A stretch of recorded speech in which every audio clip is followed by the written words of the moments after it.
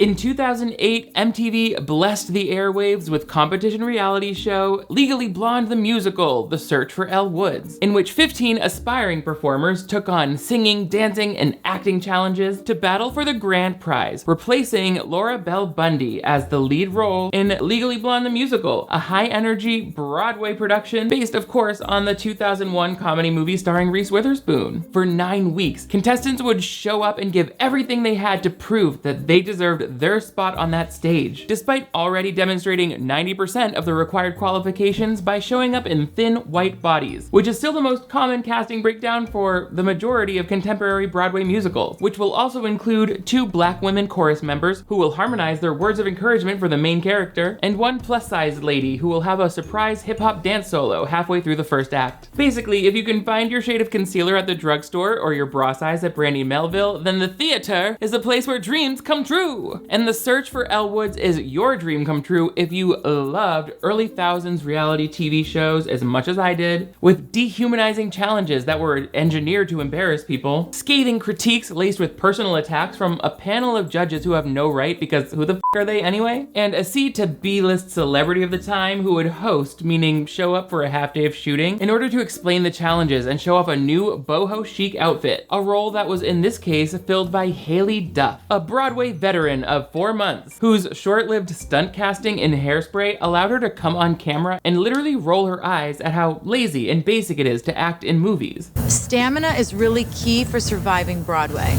It's not like film where you get to stop and rest and do another take. Anyone else notice that film actress Marilyn Monroe has been real quiet since Haley delivered that sick burn? So strap on your jazz shoes and step into a legitimate role, and pay your dues by experiencing the age-old audition process of participating in a reality show sprung from an ill-conceived promotional partnership between a musical with underperforming ticket sales and a TV network with the captive audience of millennial teenage girls with money. In today's step, touch, kickball change, potaboo ray, centered installment of Clip Breakdown. Again, 5, 6, 7, 8. Hello television viewers, my name is Nick. Thank you so much for joining me once again on this channel for another installment of Clip Breakdown. This is the playlist where we dive into your favorite movies, TV movies, and other such content here on the web. And we break it down like the dreams of an aspiring actress, because that's the most fragile and easiest thing to break. And I gain my power from it by looking at each individual clip and each individual side or monologue or whatever the and we rip it into shreds like we are a member of the supporting cast of the Broadway musical, but MTV hired me to be a judge for some reason, which is what we're gonna see here today in a more literal type of way when we look at Legally Blonde the Musical, The Search for Elle Woods, the show. I didn't tell them to make the longest title in the world, they did it on their own. But I do feel personally connected to this content because in 2008, I was 17 years old. We were all obsessed in my little community theater group of kids, obsessed with the recently released Broadway cast recording of this show. I did and do love Laura Bell Bundy for her many iconic roles, like reprising Penny in Hairspray. I love her. And she did great as Elle Woods in this musical. So while it was sad to know that she would be leaving the original cast, it was also fun to get in on the casting process of her replacement. From who? A bunch of bumpkins and nobodies and losers who had to sing and dance their way into the hearts of these judges to prove that they deserved to make it to the prestigious stage of Broadway, a platform that is no longer so prestigious because of, damaged ticket sales and COVID kind of making it clear that that dream was a fallacy that could be ripped away from you at any time, even though that's always what it was and always will be for anybody working in entertainment, including myself. But anyway, let's not get existential with it. Let's just dive in to meet some of the girls from this cast from around the world from an open call. But before we do that, make sure you give this video a big thumbs up. That way I know if you want to see even more content based around these early 2000s reality shows, even if you want me to continue with this series. I haven't done a continued series in a minute. Is this the candidate? Let me know. But most importantly, if you're new here, I would love to have you click that subscribe button right over here. That way you never miss new videos from me. Turn on those notifications and you'll always be the first to know when there's a brand new role opening up for you to sit there and watch me. So like I said, there was a whole array of girls. I think they started with 30 girls. They cut 15 of them right away in a big cattle call style dance combination. But that doesn't mean we aren't left with some memorable personalities and a lot of girls with really interesting backstories that you're gonna have to hear about. Like Cassie, aged 19, who I lovingly think of as the annoying girl in this cast. A legendary Broadway director, triple threat. He's like God. What really sets me apart as a triple threat is that I also have the personality and spunk to go with it. It is awesome, blossom, fabulous, fantastic. I'm not gonna lie.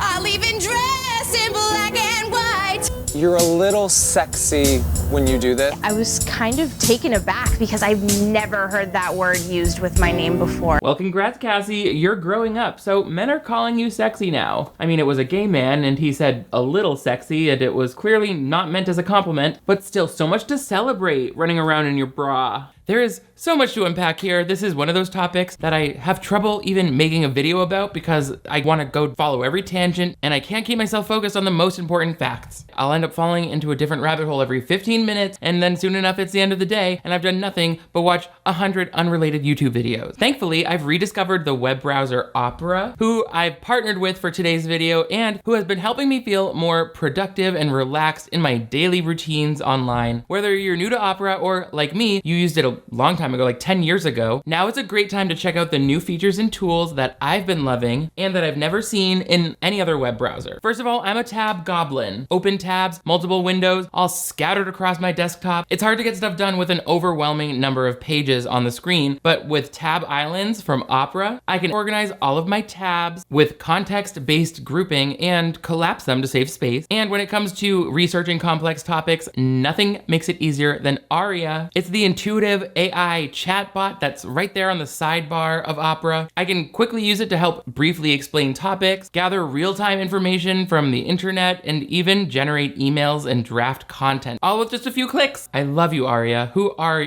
you? And then I cannot tell you in the old days how much switching between different apps on my computer has opened me up to procrastination nation. I love how Opera allows me to multitask without ever leaving the most important window on my screen. There's built-in messenger apps like WhatsApp and Facebook, and you can switch between 7 different music streaming services like Apple Music and Spotify, YouTube Music, so I can control my background soundtrack without ever having to pick up my phone or minimize my browser window. I can even detach video players so that I have a picture-in-picture experience even when I do have to go to other apps. That allows me to like take notes on content while it's playing simultaneously and there are no pauses and I'm finally free. Opera is saving me time and money with like multiple tools that I would have had to pay for from different services, like free unlimited VPN, so I have private browsing and no trackers can follow me across the web, the ad blocker, the pop-out video player. These were all separate things taking up my hard drive before. Not anymore. All of those things are easily within reach so that I can get my ideas on screen with minimal distractions. There are so many different ways that Opera allows me to customize my workspace and optimize my workflows. I've never had so much fun switching to a new web browser. If you're ready for a more positive experience with your daily routines, then make sure you download Opera using the link in my description below and comment which features you're most excited about. Thanks again, Opera. Mwah. More than anyone, Cassie seems like a plant from the producers, and she's playing the role of overconfident theater major, mainly because it feels like it would take a sitcom writer's room one full week of brainstorming to come up with just the weird disheveled way she puts that bow in her hair. Like, girl, what is that? Did you get jumped by a classroom full of groggy first graders on the way over here? Also, you'll notice that Cassie loves to identify herself as a triple threat, as though that were an actual physical characteristic. It means somebody who can act, sing, and dance, baby girl, doesn't make you the half-blood prince. I think it would probably make sense for Cassie to stop referring to herself as a triple threat in this competition. I mean, yes, when she gets up there to perform, there is definitely a vaguely threatening aura about her that's hard to ignore, but her dancing and singing seem questionable, and the only way she's acting is a fool. She's like, what about me looked sexy? It's like, well, you caressed your inner thigh, and you cheated out your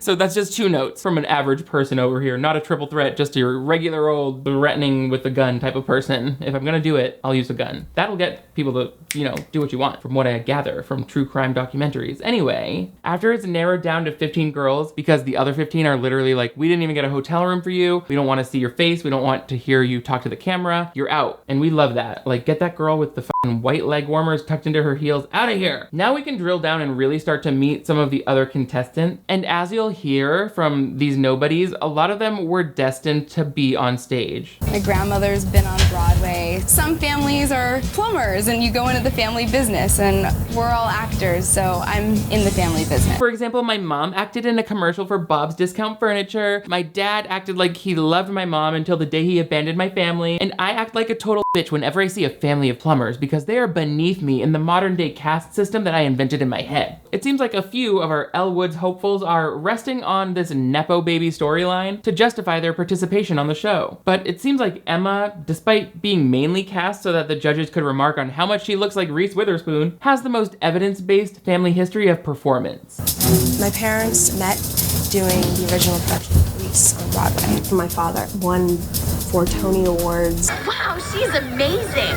Yeah, she should be. Her mom's on Broadway. Does everyone here think that their parents' job is a genetic trait that's been passed down to them? Just because your parents met in the original cast of Grease, it doesn't mean you've inherited their ability to hand jive. Is that clear, Sally Ceramic Hair Straightener? Emma, however, has some added spice. She's kind of the bad girl of the group because she's recently quit smoking, and that is supposed to be like one of the challenges she's trying to overcome in these singing competitions, which I get like why it would have affected your stamina if you only quit 2 weeks ago, but otherwise, wouldn't that like be an improvement to your voice and singing ability?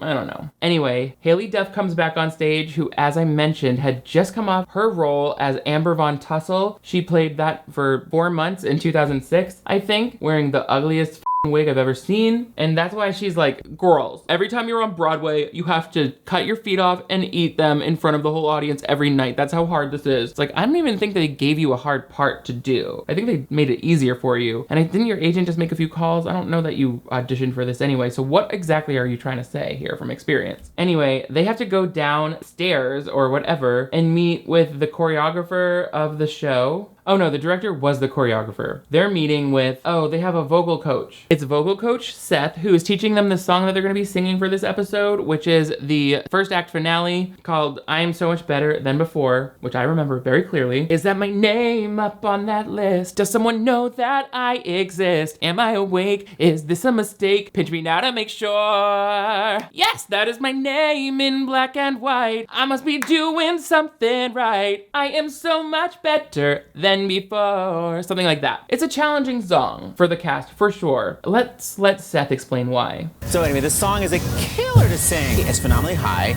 And the worst is the last note is only held for an hour and a half, okay?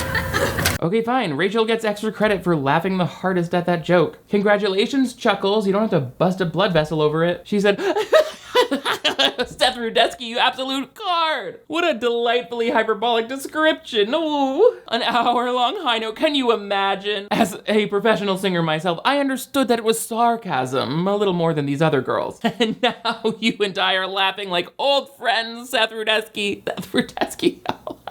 Comedian Seth Rudetsky, everyone, my best friend. Like, okay, everyone be careful to dance around the puddle of urine that's forming at Emma's feet. She got a little too excited. And we used all of the paper towels up, trying to wipe the spray tan off of every surface that Haley Duff came into contact with. Emma is also serving the self-centered attitude that it takes to be a Broadway star. She's like, I don't want to toot my own horn, but I literally sang the fuck out of that song, and these other are washed up sluts. Like, okay, well, thank you for that input. We're gonna file you away into the villain category for this run of the show, but good instincts, I guess. You knew we needed someone. Because, like in most reality shows, every participant seems to have been coached on what role they were brought there to fill. So far, we've met several descendants of Broadway royalty girls, a couple annoying shut the fuck up type of girls, and now there's Bailey, a small town country biscuit who stays fascinated by modern transportation. I've never been to New York before. I've never even rode on a plane. I felt like a kid in a candy store because I've never rode in a limo before. Well, damn, Bailey, why don't you give the producers a list of vehicles you have rode in? That way they can make you feel more at home. I'm guessing pickup truck, tractor, donkey wearing a US Postal Service uniform. By the way, does everyone remember how riding in a stretch limo was the ultimate status symbol up until the 2010s? What happened to that? How are groups of middle-class Caucasian girls getting rides to senior prom these days? I guess they can just call an Uber Black. That seems a little more luxury, a private car are. But then what became of all of those extra long Hummers on the market? I hope that they were all sliced into regular length Hummers and distributed amongst communities in need, or repurposed as school buses for private school children of Calabasas. By the way, the eventual winner of the show was Bailey Hanks, who they don't, as is predictable for these types of competition shows, feature too much in the first episode because they know we're gonna be heavy on her for the rest of the season. But that doesn't mean we don't have plenty of other stuff to watch. These girls do a dance solo from the So Much Better number. It's a little tough to watch. There are a lot of people being like, ooh, which I guess in the show is supposed to be a little nerdy and clunky because it's Elle Woods doing crunking type of stuff. It was the 2000s. Don't ask me why anything was the way it was. But a lot of the girls seem hopeful that when they have their singing part of the audition coming up next, they'll be able to make up for their poor dancing, because if not, 5 additional girls are getting cut at the end of this episode. These competition reality shows are always doing this. They're like, well, we just cut 15 of you out of nowhere based on nothing, and next we'll be cutting up another 5 of you into pieces and scattering you into the East River. Why not just start the show with the actual 10 people that you want to keep in the hotel rooms? Because it feels a little disingenuous to be slashing and burning people so much during the first episode and then using all of the marketing to be like, we have 30 girls competing. It's like, no, you don't. No, you don't. But anyway, let's see how the girls feel like their standing is going into the singing competition. Some of them have more of a grasp on the whole situation than others. I'm a natural blonde, but I don't think that should affect my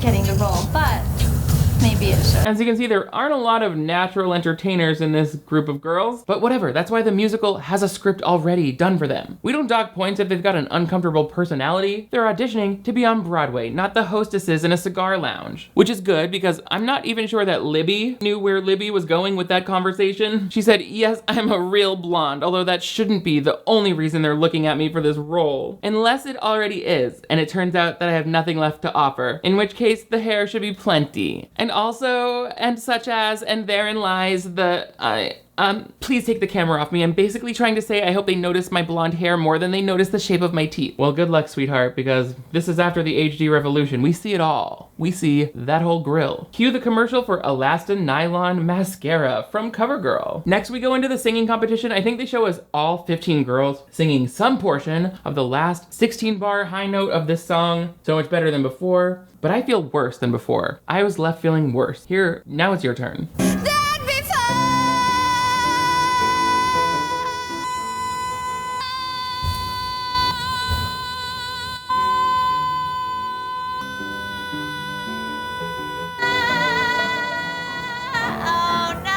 It's okay that you couldn't hold the whole note, sweetheart. Our on-set doctor in the front row was still able to finish your throat examination. Congratulations, you have thrush. Thanks, ladies. We'll get back to you once we've determined which one of you started this outbreak. But in the meantime, no more sharing tongue scrapers or experimenting with oral sex, okay? We know it's hard to resist. We were all new to the city once too. But hey, we've got a low-rated TV show to make for MTV as part of a corporate sponsorship intended to get millennials interested in live theater again. We're saving Broadway, ladies. Don't eat each other out yet. Now, I love the music of Legally Blonde the musical as much as any other red-blooded American fruitcake or sissy, queen or queer. But listening to all of these auditions back to back, that first act finale kind of started to feel like the part of a fever dream where the sound of your alarm clock starts breaking through.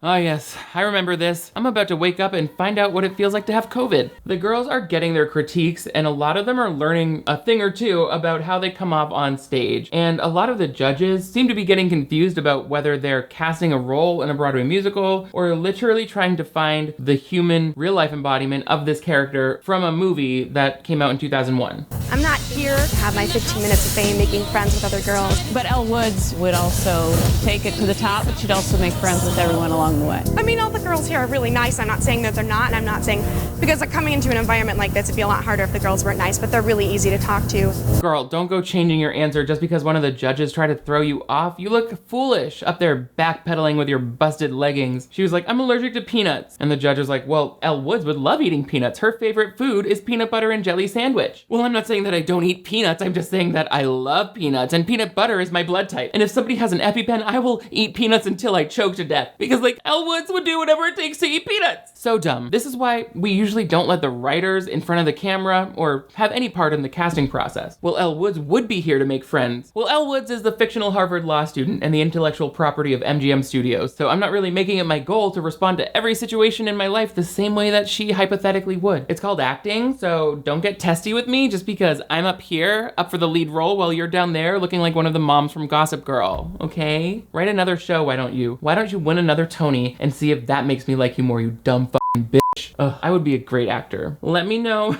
who you think deserves to win based on these auditions. Would you have survived long in the grueling cutthroat world of auditioning for a pre-COVID Broadway when people actually thought it mattered? Let me know in the comments below. Also, give this video a big thumbs up if you want to see me cover more of this series, or let me know what other early 2000s, late 2000s, millennial era reality shows you want to see me break down here on Clip Breakdown. But most importantly, if you're new to my channel, I would love to have you click that subscribe button right over here. That way you'll never miss new videos from me. Turn on that notification bell icon and you'll always be the first to know when I've got a brand new part that you'd be perfect for if you weren't so stupid and ugly about it. Also, I've got merch, including my new toast merch that you've seen beautifully displayed behind me with this signed print by the Palm Springs artist Trevor Wayne, who did the design for me. Get yours at DiRamio.store. I also have a Patreon where you can get exclusive watch parties and bonus content. You guys are all the greatest. Thank you so much for seeing your name in black and white with me today. I will see you next time. 5, 6, 7, 8.